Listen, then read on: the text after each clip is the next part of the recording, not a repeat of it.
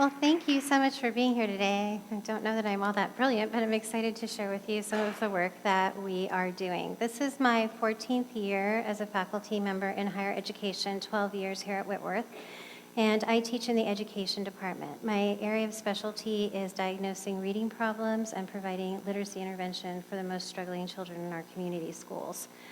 A few years ago, I was blessed actually to receive a sabbatical, and I had the very radical idea of going to one of our local school districts and volunteering to work for them free of charge full-time in any capacity of their choice. After they picked their jaws up and said, "Are you kidding?" and I said, "No," they very quickly deployed me to a local Title I school, and I worked in that school setting in the morning. And then I taught fifth grade social studies in the afternoon. And as a result of that time back in the schools, one of the things that I realized, which isn't particularly insightful, is that they're understaffed and they're under-resourced, particularly schools that are serving our most at-risk, high-poverty kids. And so as a result of that time in the schools, I went back to the school district and said, "Hey, here's an idea. I've been doing some research, and we know that one of the best ways to train teachers is to increase the amount of time they spend in the field. You learn by doing. And so what I'd like to do is move my classes from the university off-site and actually teach them in one of your schools. And not only teach my students, but teach your teachers, teach your staff members, teach your paraeducators. And then after that instruction is made available to them, have them actually work alongside your interventionists to promote growth for your students." So that's what we did. So we are in year 4 in our second building, and that's what I'm going to tell you a little bit about today. So a recent article that was published in Education Next talks about the disconnect between what we know is best practice from research and what's actually happening in the field. And at lunch today, I was very fortunate to sit next to a very articulate young woman, hello, from Eastern University, Washington State University, who actually made this exact same comment. Why do we not have bridges that help people who are doing the research, who are disseminating the research, who are thinking about it critically, help then go back in the field and apply what we know works best? Why isn't that happening? It's a great question. I don't know the answer. I think some of it has to do with time. I think some of it has to do with resources. But if we want to see actual change made, we need to start building those bridges. So why does it matter for me in terms of literacy? Literacy has been a hot topic issue for decades, and there's been a lot of money poured into it, a lot of attention with No Child Left Behind, with other innovations and initiatives like Reading First. And despite all that effort, we're seeing pretty flatline outcomes in terms of achievement and literacy. So this is the entire Washington State achievement data from last year on the Smarter Balanced Assessment. And you'll see that across the entire state, for the grade levels that took that assessment, we couldn't even achieve above the 60th percentile. What that means is that all those kids in those green bars are not hitting grade level standards in reading. They either can't decode and or can't comprehend grade level material. That has some pretty big implications for them, not just in literacy, but in all areas of their educational life. If you can't read, you're going to struggle in math, you're going to struggle in science, you're going to struggle in social studies, you're going to struggle when you graduate and you try to move into the workforce. It has very serious implications. Those numbers are unacceptable, despite the fact that so much attention, so much funding has been put into this issue. So who are we trying to serve through my project? We're actually looking at the kids that are the most at risk. So we know from looking at nationwide data that 67% of kids across our entire country are below grade level in reading. When you look at children coming out of poverty situations, that number jumps to 80%.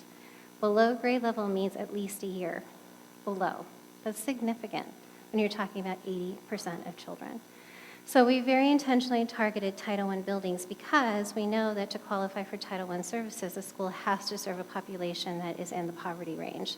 So a certain percentage of your students have to be receiving free or reduced lunch, or they have to be in the bottom 25% in achievement on a state achievement test. So these are the most at-risk kids we can serve. The picture that you're going to see is a little bit about what our project looks like. So I'm going to tell you more about it.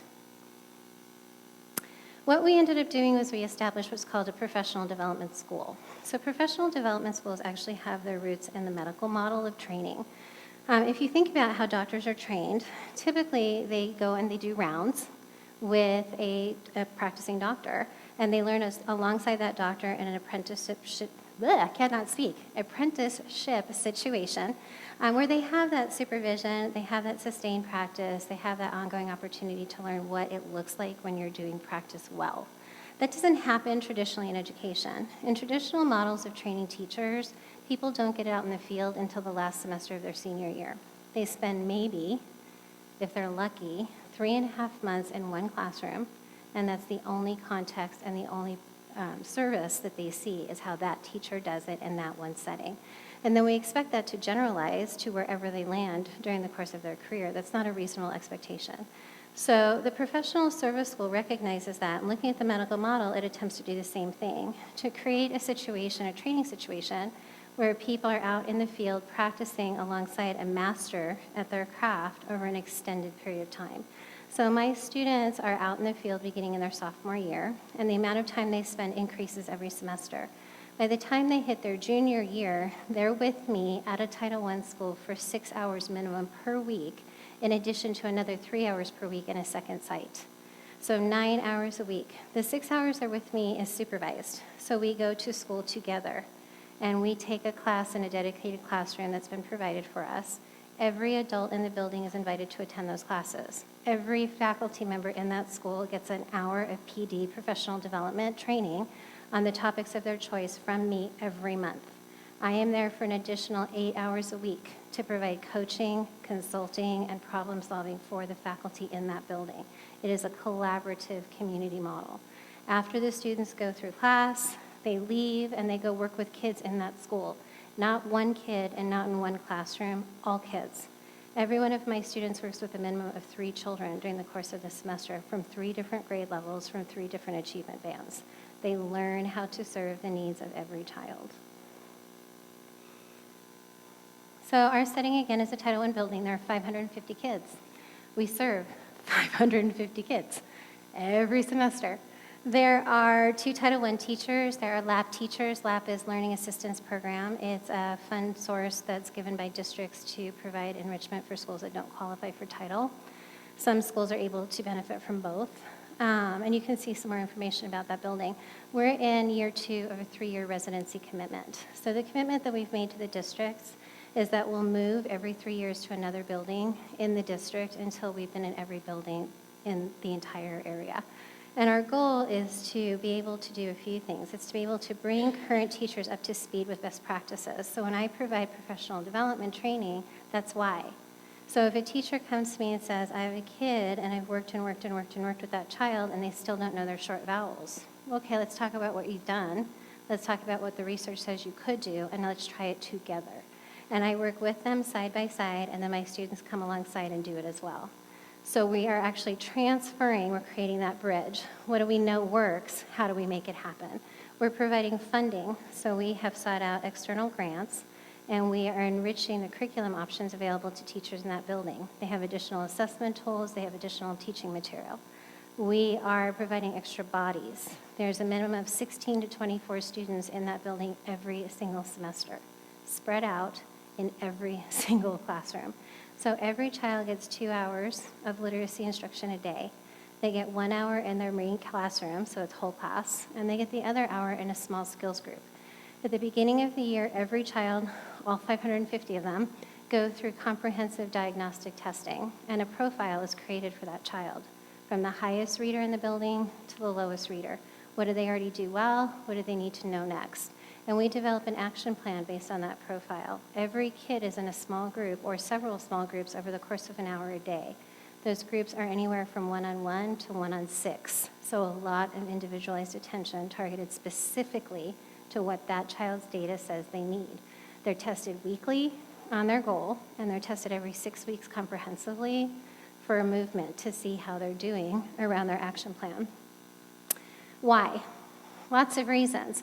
We know from the research, and accrediting bodies are telling us, that people who go into the field and are the most effective teachers have had increased time in the field prior to actually entering the profession.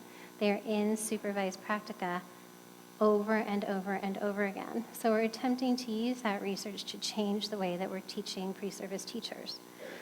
Why? Because we know that one-on-one and small group instruction is the very best way to promote achievement gains in struggling readers. Whole classroom instruction doesn't work, it never has, it never will. And so to have that kind of small group focused instruction, that's where you're going to get the gains that you need to catch kids up, because it benefits mentor teachers. Most of the time, professional development is chosen by a district, and it may have nothing to do with what those teachers need, and we want to change that and make it about them. So what does it look like? I just want to call your attention to the table in the upper right-hand corner, and then I will be done. So you can see that in September of this year, we had 139 children out of those 550 that were identified as being more than a year below grade level. Those were kids who qualified for title services because of the degree of discrepancy. By January, so less than 5 months later, because of the dates that we used, we were down to 89. We exited 50 kids. Exiting means that they were now at grade level, meaning they made more than 1 year growth in less than 5 months. That's pretty amazing.